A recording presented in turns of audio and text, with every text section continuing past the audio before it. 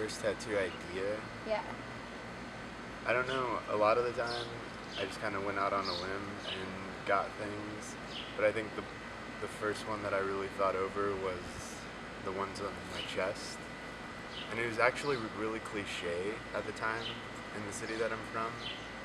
But I always liked the way they looked, so I thought that I would get them for myself. Could you show us the ones on your chest? Yeah.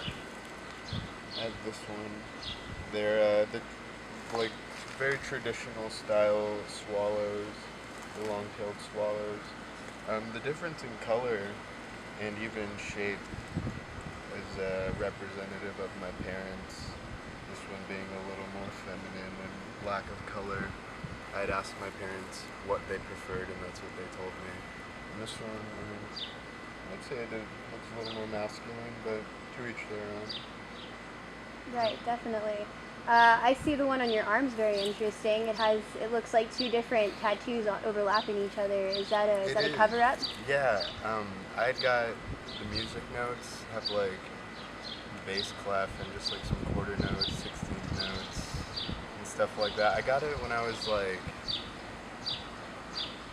19, I think. Mm-hmm.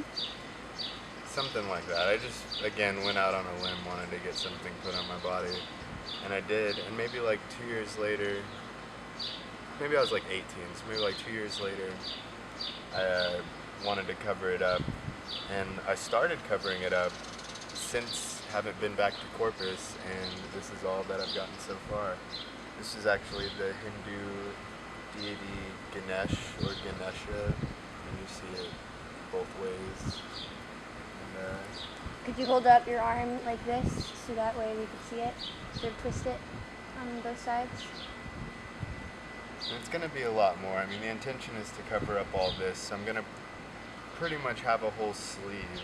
And actually recently, because of some of the things that I've been into, I've actually been thinking about incorporating like the chakras and whatnot into it as well. So I don't know. I'm kind of glad actually that I haven't just jumped right into it, because I think at first I like had an idea of what I thought Hinduism was, and just like I thought I might get the gist of it.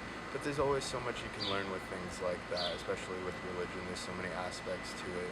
So I'm glad I kind of just have like the basis of Ganesh, and I can just build around it from what I now know as opposed to what I would have had there before. Definitely.